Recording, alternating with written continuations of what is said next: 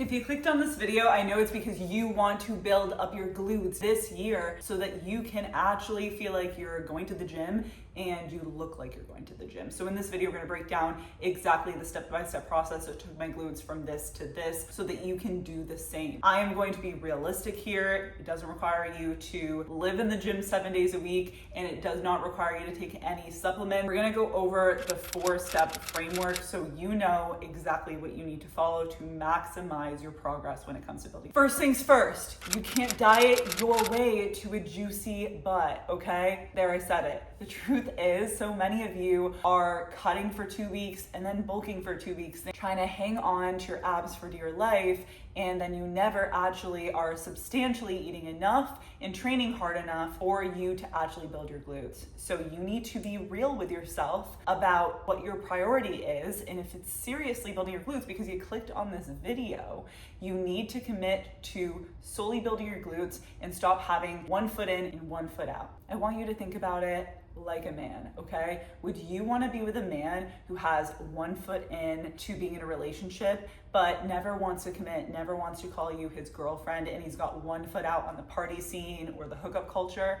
Absolutely not. That's not what you want. So when it comes to your goals, why do we want different things? So now that we got that first one out of the way, the second thing that you need to commit to is going to a real gym. So many of you are trying to grow your butt from at home. The truth is, booty bands and 10-pound dumbbells aren't going to lead to the glute growth that you see on Instagram, that you see these influencers have. The amount of stimulus and load you actually need to have huge glutes is just gonna require way more weight than you have access to. Unless you have a full gym setup, like some of my clients have a full garage gym setup where they're able to have access to a barbell or a Smith machine and a bunch of cables, then you're good there. But if you have minimal equipment from at home, it's time to graduate and get your butt into a big girl gym so you can actually build the glute. Number 3, once you are in the gym, you need to make sure you're following a structured routine. Gone are the days that you're following random YouTube videos, random reels or Instagram swipe workouts, or saving random Pinterest templates on your phone. You need to actually commit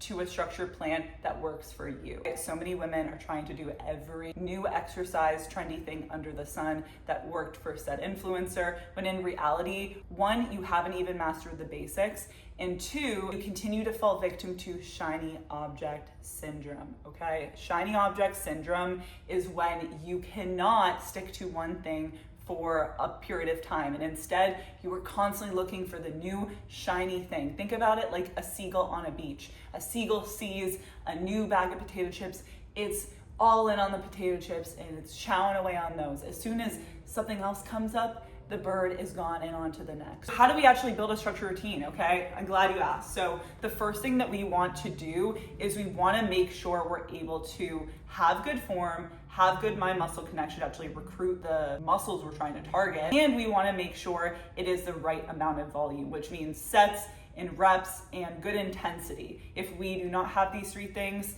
it doesn't matter if you're in the gym every single day training glutes, you won't see them grow. So most women need 10 to 12 working sets per week for their glutes in order to build them. So you can do this in many different ways, but this could be 4 sets per exercise twice a week. This could be 3 sets per exercise 3 times a week, or this could be 2 sets 4 times a week for every exercise. It really depends on when you're able to get to the gym, how much time you can allocate, and the frequency that you're training. For myself and most of my clients, 2 to 3 days per week with glute specific training seems to be the sweet spot. You're like, okay, all of this sounds good, but I heard you say something about working sets, okay? So when I say working sets, a lot of you see 4 sets or 3 sets of 10 to 12 reps. But these sets you do is irrelevant if you aren't pushing with proper intensity. So when I say working sets, I mean you're actually putting in that effort. A lot of us, when we are starting to pick our weights right in the gym, we usually are doing 1 set where we probably could go harder, but it's easy. I call that a warm-up set. So we have 2 types of sets when we're in the gym. Number 1, a warm-up set where we could probably lift heavier, and we have 2, a working set where it's a challenging set. We probably couldn't do any more reps, and we're really training with proper intensity. Let's say you're picking up a random weight to do RDLs, And every single set, because you're trying to challenge yourself, you're going up in weight. By the time we get to the fourth set, you've only lifted super challenging and heavy for maybe 1 to 2 sets instead of all 4. So this is why you need to have your working sets. So spend time doing 1 to 2 warm-up sets per exercise, just a few reps. You don't have to do the full rep range to warm your body up and get used to progressing at a challenging load. So think about it like a pyramid or like a staircase. Your first 1 to 2 sets are somewhere up on the staircase, but they're not at the top. Once you get to the top and you know you couldn't do any more reps, you're really pushing the intensity, that is your first set, okay? That's when you start counting. So do 4 at that challenging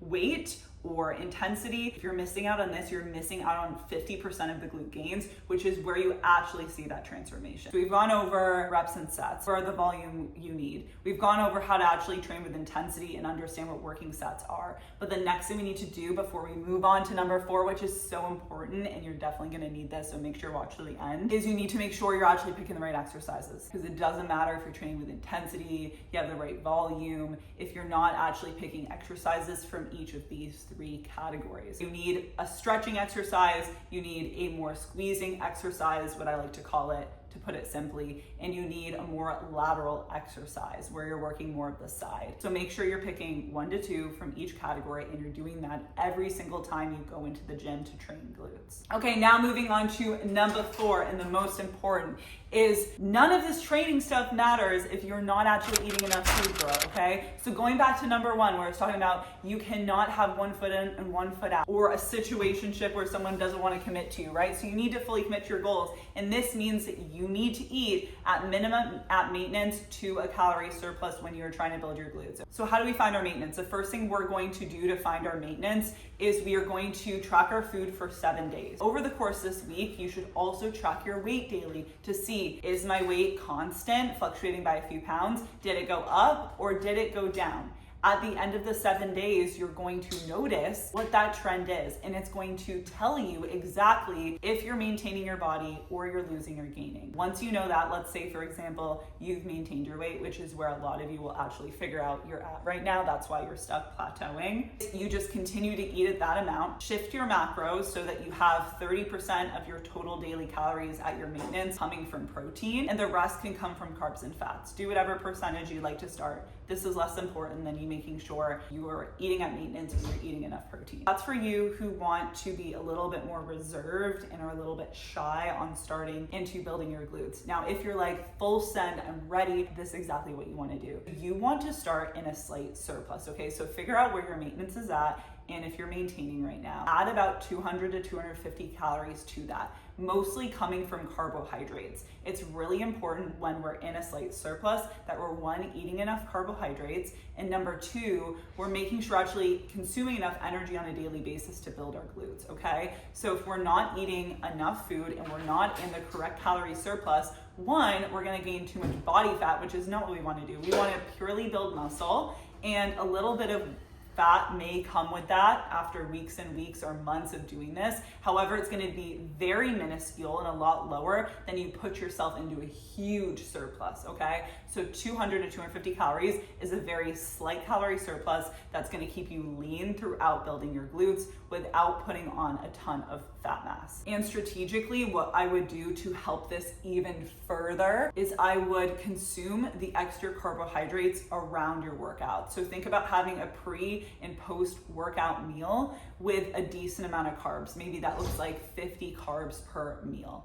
That way, you're able to have a lot of good energy pre-workout. So eat that around 2 hours, 2.5 hours before your workout. And then post-workout, again, within probably 2 hours of your workout would be ideal, so that you can recover your glycogen, which is energy storage in your body, and you can recover faster and have better workouts in general. It's super important when you're in a calorie surplus or even eating at maintenance or more calories than you're used to, that you're not calorie hoarding. Do not hoard all of your calories until the end of the day because you're planning on ordering takeout with your boyfriend, you're planning on getting drinks out, or you're too busy all day to eat food. You need to make sure you're prioritizing food throughout your day if you actually want to make sure you're optimizing your results. I would love to know below what resonated with you the most when it comes to building your glutes, and I hope this helps.